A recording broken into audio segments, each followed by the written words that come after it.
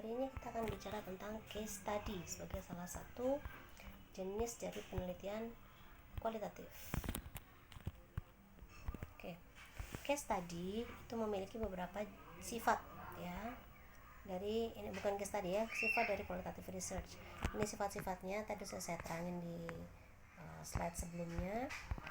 Kemudian apa sih case study? Case study itu sebenarnya sebuah analisa mendalam tentang sebuah pengalaman tertentu.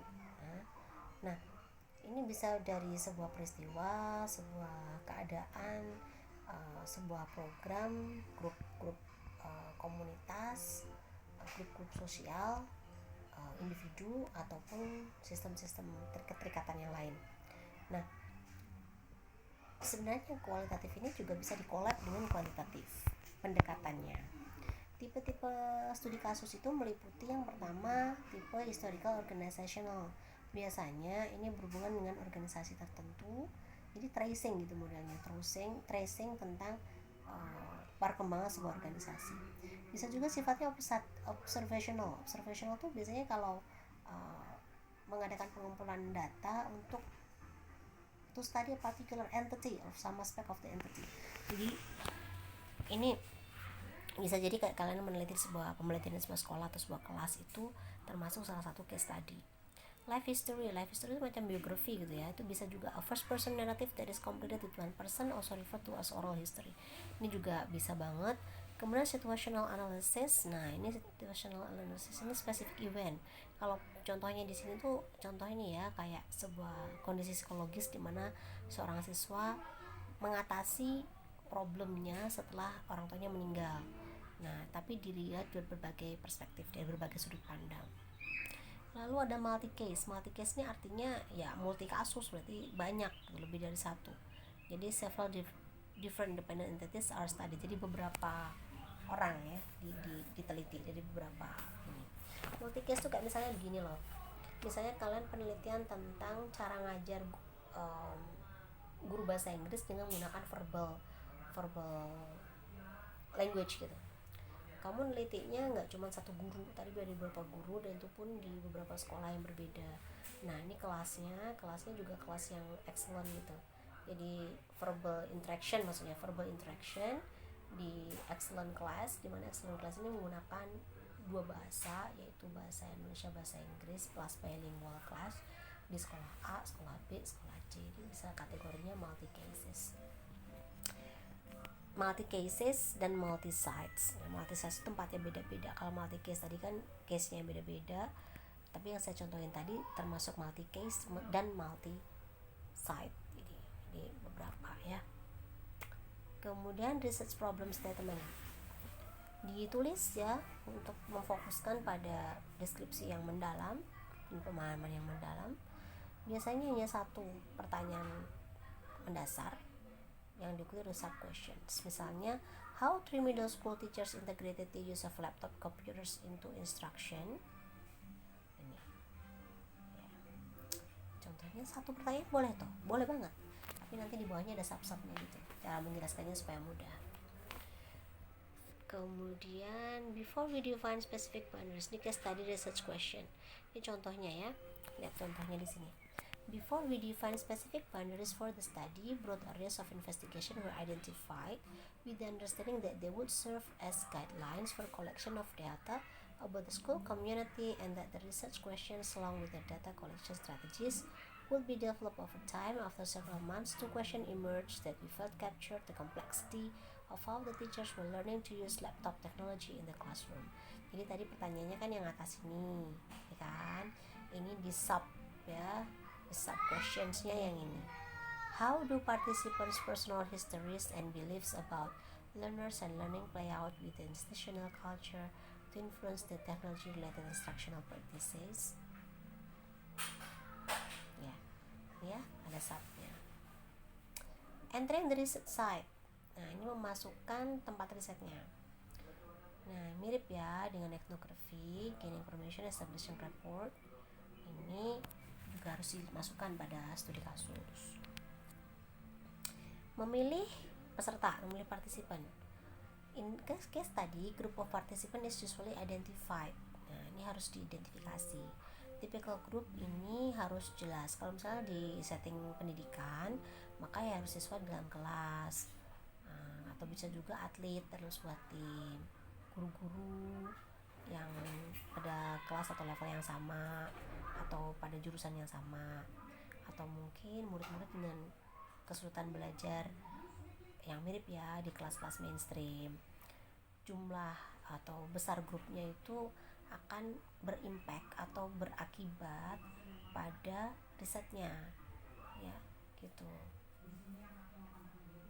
Makanya kalau semakin besar jumlah yang diteliti, itu juga semakin meningkat tantangannya si peneliti, karena untuk merekam data sebegitu besar kan butuh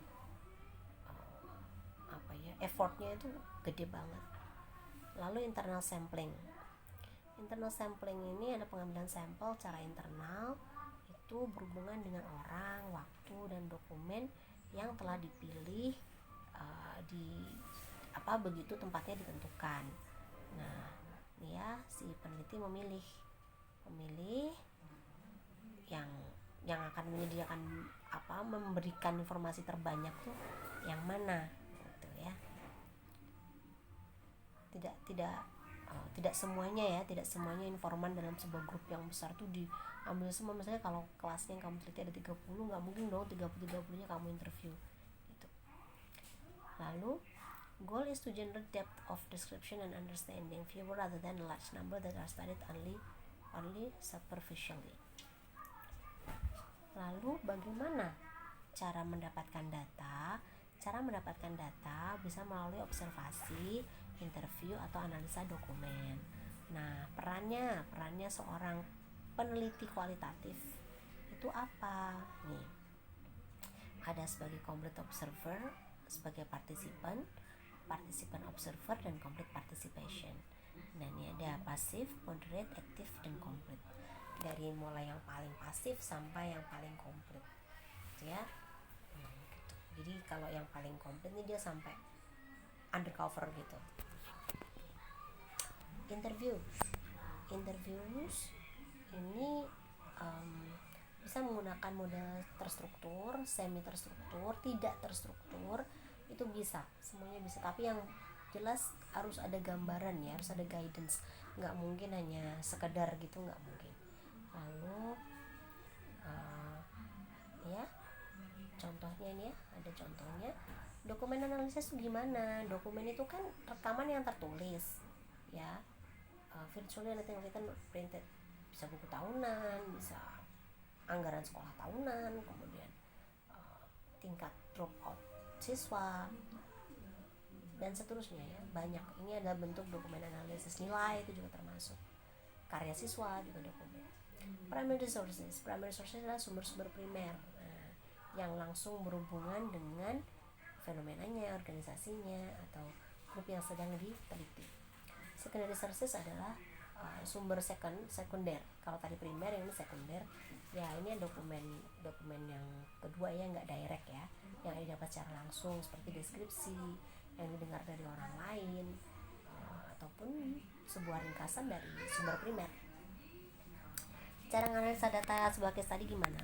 Bisa menggunakan transkrip. Jadi kalau udah direkam, rekamannya itu didengerin, kemudian ditulis, itu namanya transkrip. Lalu ada catatan lapangan.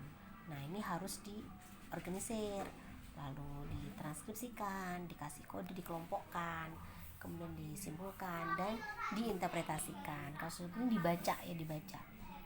Nah, ini baca.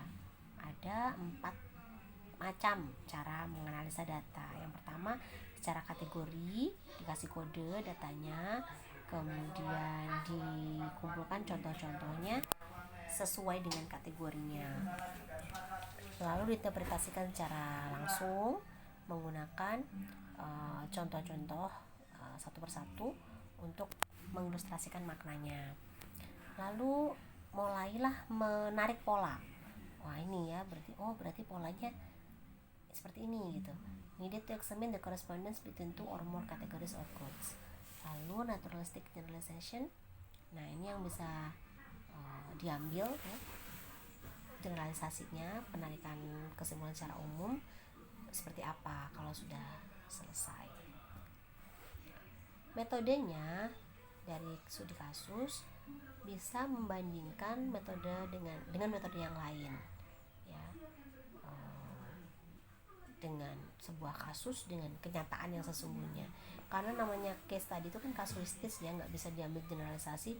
Terjadi di tempat A, di tempat B, C, D, E, F, G, H itu juga terjadi hal yang sama, nggak belum tentu. Kemudian yang kedua, the case study method is best applied when research addresses descriptive or explanatory questions and aims to produce a first-hand understanding of people and events. Ini dibaca ya, yang paling pas tuh diaplikasikan untuk hal yang seperti ini. Yang ketiga, a key demand of the case study method is the investigator's skill and expertise at pursuing an entire and sometimes subtle line of inquiry at the same time and not after data are being collected. Jadi ini investigasi ini skill yang sangat dibutuhkan sebagai seorang pengorek, karena akan semakin kaya nanti datanya kalau punya skill ini. Nah, sebuah desain studi kasus yang bagus itu minimal itu meliputi menentukan kasus apa sih yang mau kamu teliti, lalu justifying your choice of single case or multiple case, apakah ini kasus single atau multiple studi kasus atau multiple studi kasus, lalu yang mana yang mau diadopsi teorinya. Nah ya, the case selection of screening goal is to avoid the scenario whereby after having started the actual case study, the selected case turns out not to be viable or to represent an instance or something other than what you had intended to study. Nah ini ya, ini nggak boleh menghindari sebuah skenario di mana setelah melakukan sebuah case study yang benar-benar aktual, lalu ternyata ini nggak mewakili hal yang Anda lihat saat itu.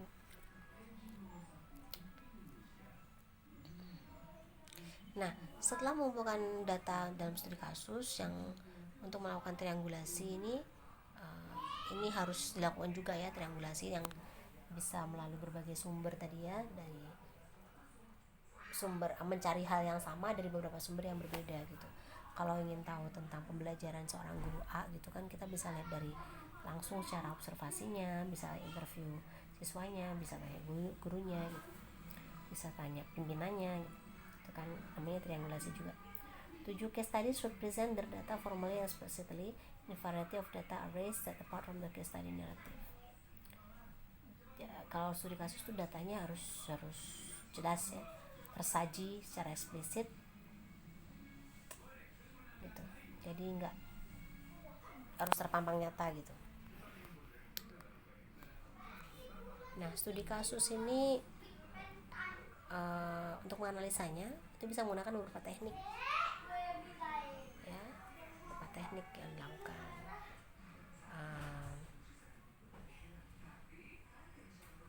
Yang jelas ini case study ini harus ada, kalau menganalisa itu disajikan secara deskriptif.